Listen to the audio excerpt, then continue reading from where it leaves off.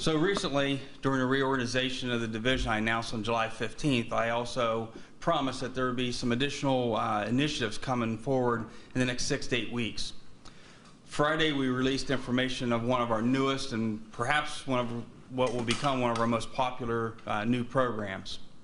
And today is the public's opportunity to meet our newest recruits in our quest to redefine a model of policing that will enhance community relations. The community has been meeting with us and talking to us, and we are listening to what their needs and expectations are of the service we provide. The narrowly defined role of law enforcement is behind us. We are embracing our new mission and core values, one that emphasizes service, community, and compassion. This new program is a significant step forward in serving those who are experiencing symptoms of exposure to trauma, and is an innovative way to serve both the public and police professionals alike. It is my privilege to introduce the community's new therapy dog program. I'd like to introduce Andy and his handler, Sergeant Boxell, Simon and his handler, Officer Pollins, Eddie and his handler, Officer Gagnon, Lenny, his handler, Officer Mathis, and Ollie with his handler, Officer Compson. We'll let the dogs get situated here.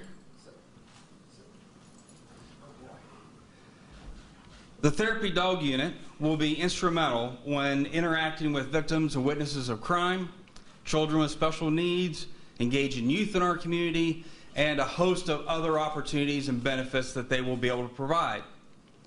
An added benefit, well, this unit will also be able to work with police officers and all of our division employees so they can be more resilient and better prepared to serve the public by attending to their own concerns and needs around mental health and wellness.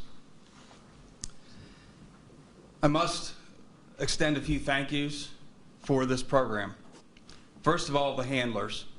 Their willingness to embrace a new model of policing in our community is to be commended. When I started this idea, I wasn't sure how it would be received by the rank and file.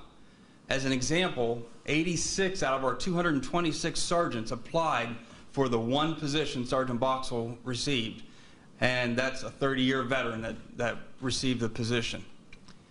That lets you know right there, and it was a similar response from officers, that there is a lot of interest and willingness across the division to embrace this new model of policing. However, this policing model would not be possible for our community if it was not for Commander Rhonda Grizzell.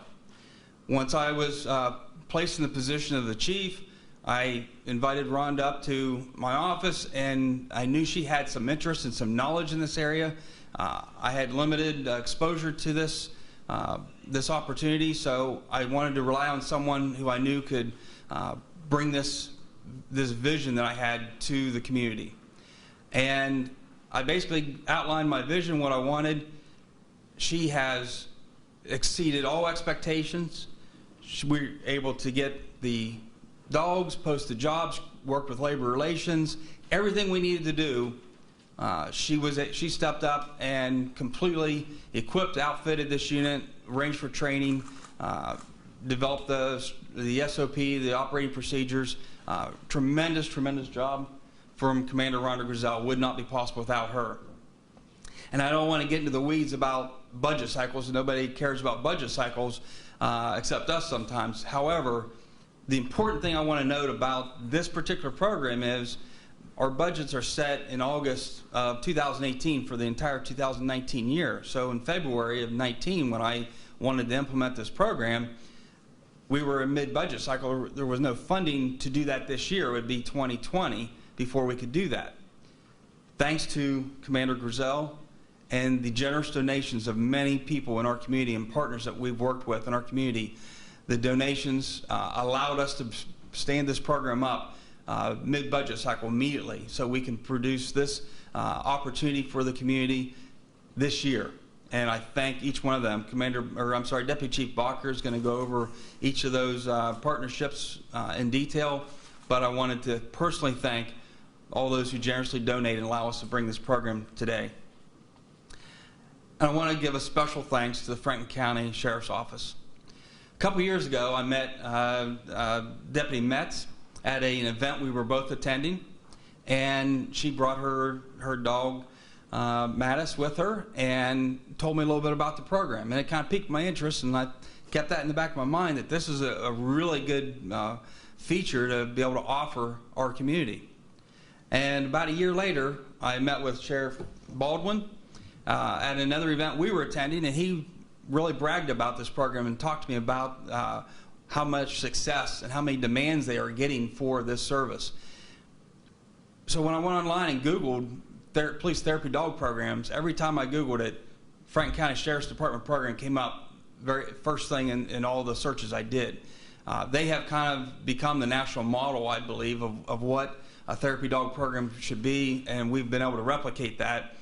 And Deputy Metz has been kind enough to provide some first-rate training to our officers to make this program successful. And I really thank her for what she has done. So over the coming weeks, there'll be more programs that we'll announce, more ways that we will be connecting with the community, a lot of new initiatives. But this is one that is probably what I believe was going to be one of the most popular and one of the programs I'm most excited to bring to the community. If anyone has a request to have the therapy dog attend their organization for a visit, they can email therapydogunit@columbuspolice.org.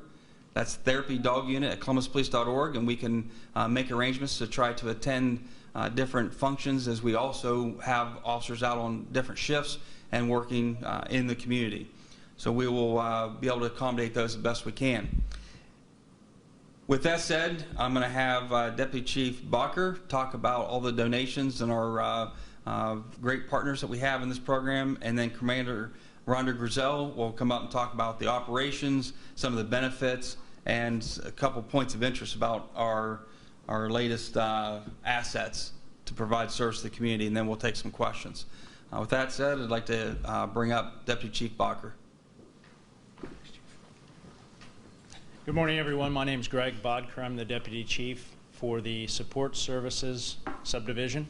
I have the good fortune of supervising Commander Rhonda Grizel, who, along with the Chief, spearheaded the effort to put this together for the community and for our police officers.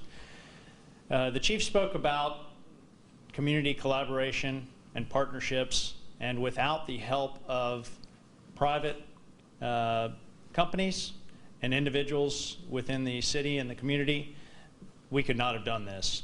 A few of those that I would like to thank from the division. The Columbus Police Foundation was instrumental in helping us start this program. The Fraternal Order of Police worked with us regarding several labor issues. The Franklin County Sheriff's Office, Sheriff Baldwin, Deputy Metz have been, this would not be possible without their involvement. Thank you, significant thanks to them. Franklin County Dog Shelter, Pilot Dogs of Columbus, Pet Supplies Plus,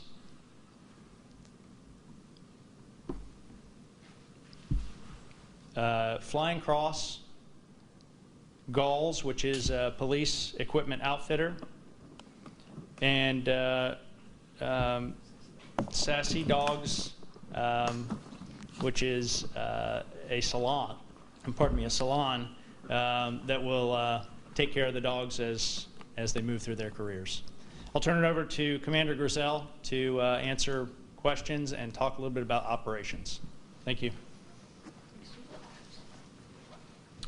I'm Rhonda Grizel, the commander of the new Wellness Bureau, and I have the pleasure to be able to supervise the officers that are going to be working in this unit. I think this method of policing is going to revolutionize the way that we deliver support to the community. And I think, you know, to the sheriff for allowing Deputy Metz and her Sergeant Ratcliffe to assist us through this, and the Franklin County Dog Shelter. We've had a tremendous amount of support. I view this as an opportunity to further enhance how we help victims of crime and witnesses who have been exposed to traumatic incidents. And also, you know, it's a great public relations tool. It definitely garners a lot of interest, and we're really, really excited about it. Mostly we're probably going to be taking calls for service from patrol officers, but we also have the website or the email address set up so that individuals or organizations can request our assistance. We expect that we'll be working with the Center for Family and Child Advocacy quite frequently as well. If it looks anything like what the sheriff's office has been doing, that's kind of what we expect to be doing. But you'll see us out at special events.